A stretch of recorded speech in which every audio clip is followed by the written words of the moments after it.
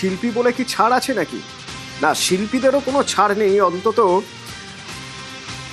বিশ্বাস ব্রাদার্সের কাছে।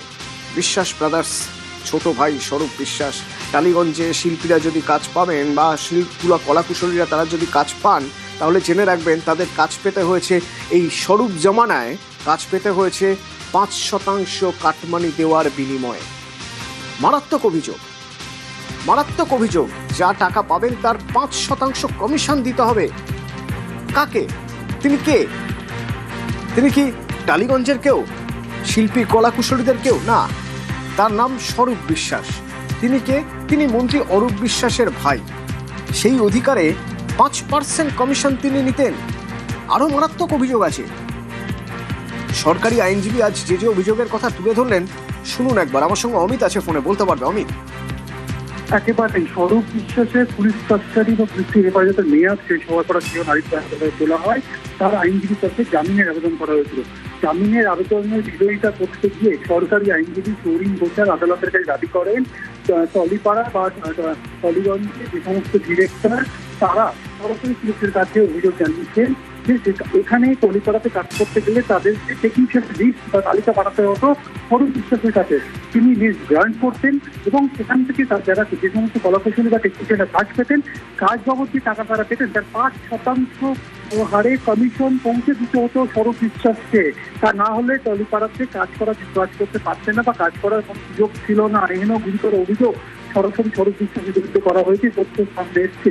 শুধু তাই নয়, কোভিডের সময় কোভিড ফান্ড হিসেবে ফেডারেশন যে 125 লক্ষ টাকা তুলেছিলেন, সেখান থেকে 75 লক্ষ টাকা গায়ে, তারও কিন্তু 75 লক্ষ টাকা ব্যক্তিগত সর্বনির্দিষ্ট কোনো ব্যক্তিগত অ্যাকাউন্টে টাকা দিয়েছে বলে আদালতে কিন্তু অভিযোগ করা হয়েছে সরকারি আইনজীবীর তরফে।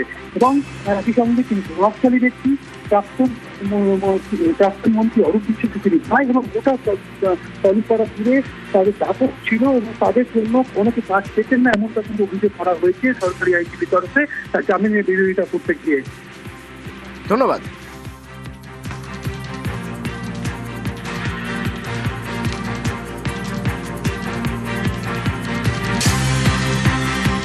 স্বরূপ বিশ্বাস, মারাত্মক মারাত্মক অভিযোগ তার বিরুদ্ধে। আগেও তার বিরুদ্ধে একের পর এক মামলা হয়েছে। দাদাগিরি, ঠিক এভাবেই দাদাগিরি করতেন। যদিও তিনি শিল্পী কলাকুশলীর কেউ ছিলেন না টালিগঞ্জে, শুধুমাত্র দাদা মন্ত্রী, তাতেই তার এত দাপট। তো দাপুটে ভাইয়ের যদি কিছু হয় সামলাবেন তো দাদা, আগলে রাখবেন দাদা। কিন্তু কি করবেন, দাদা নিজেই তো এখন চোরকি পাক ঘুরছেন, কলকাতার বিভিন্ন রাস্তায় গাড়ি নিয়ে ঘুরে বেড়াচ্ছেন যাতে মিডিয়া থেকে বাঁচা যায়, মুখ বাঁচানো যায়, মুখ লুকোনো যায়। অরূপ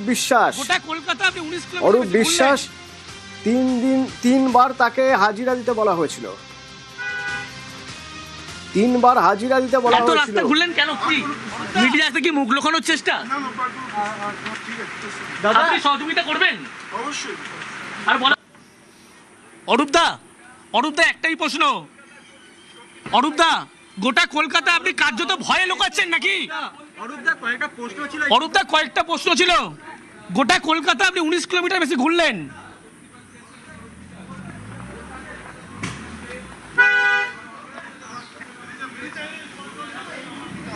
অরূপদা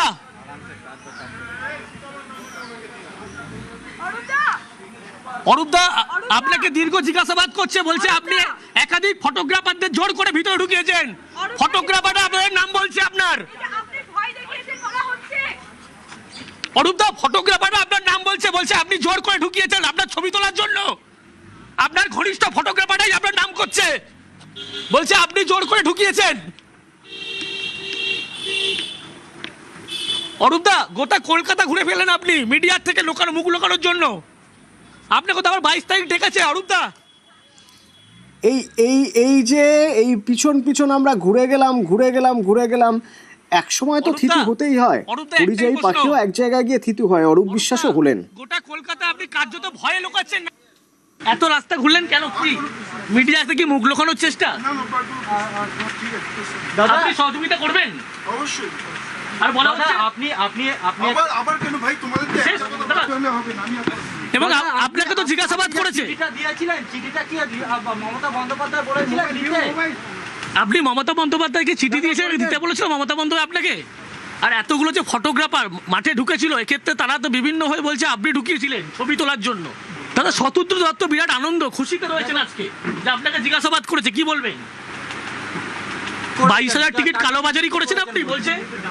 ঠিক আছে, এগুলো তো সব কোর্টে প্রমাণ হবে। এটা বলুন না 22,000। ভাই বলছি তো কোর্টে প্রমাণ হবে। আপনি উত্তেজিত হয়ে গেলে তো হবে না দাদা। তুমি কেন, তোমাদের তো বারবার বললাম যে আমি কোর্টের মধ্যে রয়েছি, আমি তো কাজ করতে কিন্তু থাকবো। দীর্ঘ 35 কিলোমিটার তো আপনি ঘুরলেন। তো কার্যত অরূপ বিশ্বাস তিনি কিন্তু মেজাজ হারাচ্ছেন। এত রাস্তা ঘুরলেন কেন? একটু উত্তেজিত হওয়ার মিডিয়া কারণ থেকে মুখ রয়েছে, লুকানোর কারণ তিনি চেষ্টা। যখন আইনজীবীর ঘরে ভিতরে, তখন এই বাইরে দেখুন লোকজন অপেক্ষা করে আছেন। কেন? প্রাক্তন মন্ত্রীকে দেখবেন বলে না, প্রাক্তন মন্ত্রীকে দেখতে পেলেই ডিম ছুড়বেন বলে হাতে সবার ডিম অপেক্ষায় রয়েছেন। আপনি মমতা বন্দ্যোপাধ্যায়কে চিঠি মেজাজ তো দিয়েছেন, হারাবেন। দিতে বলেছিল মমতা বন্দ্যোপাধ্যায় আপনাকে? আর এতগুলো যে ফটোগ্রাফার মাঠে ঢুকেছিল, এক্ষেত্রে তারা তো বিভিন্ন হয়ে বলছে আপনি ঢুকিয়েছিলেন ছবি তোলার জন্য। দাদা শতদ্রু দত্ত বিরাট আনন্দ খুশিতে রয়েছেন আজকে যে আপনাকে পালিয়ে জিজ্ঞাসাবাদ পালিয়ে করেছে, কি বেড়াচ্ছেন। প্রায় 30 কিলোমিটার গাড়ি চালানো বলবেন? হয়ে গেছে 22,000 আজ। টিকিট কালোবাজারি করেছেন আপনি বলছে? তারপর তিনি ভিতরে, বাইরে ডিম হাতে মানুষ। এটা বলুন না 22,000। ভাই, বলছি প্রাক্তন তো ক্রীড়ামন্ত্রী আপনি অরূপ উত্তেজিত বিশ্বাস, হয়ে গেলে তো হবে না দাদা। যাকে নাকি আদালত কোট আনকোট কোর্টে রয়েছি, আমি তো কাজ করতে থাকবো। কিন্তু দীর্ঘ 35 লিওনেল কিলোমিটার তো মেসির আপনি ঘুরলেন। বাল্যবন্ধু কিনা জানতে চেয়েছিল। তো কার্যত অরূপ বিশ্বাস তিনি কিন্তু মেজাজ হারাচ্ছেন। আমার সঙ্গে অনুপ আছে সরাসরি, একবার কথা বলবো। রাস্তা ঘুরলেন কেন? কি মিডিয়া থেকে মুখ লুকানোর চেষ্টা? অনুপ, অরূপ বিশ্বাস এখন কোথায়?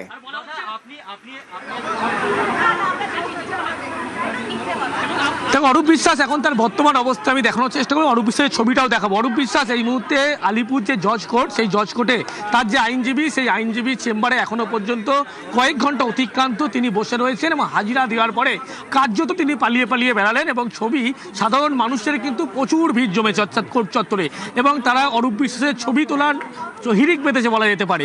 এবং প্রত্যেক মানুষজন তারা কিন্তু অরূপ বিশ্বাস যেখানে আছেন সেখানে তাকে ঘিরে ছবি তুলছে। যেমন লক্ষ্য করা যাচ্ছে এখানে মেসি যেভাবে কলকাতায় এসেছিল, মেসিকে তিনি যেভাবে জড়িয়ে ধরেছিলেন, ঠিক সেরকম একেবারে মানুষজন তার ছবি তুলতে ব্যস্ত। এবং ছবিটা আমি যদি দেখাই, একবার দেখানোর চেষ্টা করব। অরূপ বিশ্বাস তিনি এই মুহূর্তে তার আইনজীবীর যে চেম্বার, সেই চেম্বারের মধ্যে বসে রয়েছেন এবং ফোনে কথা বলছেন। তার আইনজীবীর সঙ্গে আইনি পরামর্শ নিচ্ছেন। তাকে জিজ্ঞাসাবাদের সম্মুখীন হতে হয়েছিল এবং তাকে আবারও 22 তারিখে তলব করা হয়েছে। এবং আলিপুর কোর্ট চত্বর, জজ কোর্ট চত্বর যদি ছবিটা আমি দেখাই, সেক্ষেত্রে চারিদিকে ছবিটা দেখাবো, প্রচুর মানুষের ভিড়। তারা অরূপ বিশ্বাস যখন বেরোবেন তাদের উদ্দেশ্যে, অরূপ বিশ্বাসের উদ্দেশ্যে ডিম ছোড়া হবে, এমন এইটাই জানতে চাইছিলাম অনুপ, অনেকে ডিম হাতে দাঁড়িয়ে। অনুপ, এই যে অরূপ বিশ্বাস রয়েছেন ভিতরে, অন্য নেতা মন্ত্রীদের ক্ষেত্রে, অন্যদের ক্ষেত্রে দেখা গেছে যে সবাই ডিম নিয়ে তাদের স্বাগত জানাচ্ছেন। এরা কি খালি হাতে দেখতে এসেছেন প্রাক্তন ক্রীড়ামন্ত্রীকে? দেখো কেউ কিন্তু খালি হাতে দেখতে আসেনি। বলা হচ্ছে অরূপ বিশ্বাস, তাদের দাবি যখন অরূপ বিশ্বাস এখানে বেরোবেন সেই সময় কিন্তু অরূপ বিশ্বাসকে লক্ষ্য করে তারা ডিম ছুড়বে। একাধিক মানুষজন তারা ডিম হাতে নিয়ে এই কোর্ট চত্বর সেখানে কিন্তু অপেক্ষা করছেন কখন অরূপ বিশ্বাস বেরোবেন সেই জন্য। এবং কোর্ট চত্বরের ছবিটা দিয়ে আমি দেখাই, একবার দেখানোর চেষ্টা করব। এইভাবে বহু মানুষের ভিড়, মহিলা আইনজীবী থেকে শুরু করে প্রত্যেকে তারা উপস্থিত রয়েছে। তার কারণ অরূপ বিশ্বাস দীর্ঘ সময় ধরে তার যে আইনজীবী, সেই আইনজীবীদের সঙ্গে সলা পরামর্শ তিনি নিচ্ছেন, কারণ 22 তারিখ আবার তাকে হাজিরা দিতে হবে সেই কারণে। এবং দেখা গেল অরূপ বিশ্বাস তিনি যখন 3 ঘন্টা হাজিরা শেষে বেরোলেন, সেই সময় 3 ঘন্টা পর বেরোলেন, 30 কিলোমিটার ঘুরলেন, ঘুরে টুরে এবার আর যেখানে এসে পড়েছেন এখান থেকে বেরোনোর উপায় নেই, কারণ বাইরে তখন ডিম হাতে সবাই দাঁড়িয়ে। যে যা খুশি বলুক, আলটিমেটলি যখন কেসটা কোর্টে গেছে তো কোর্ট উইল ডিসাইড।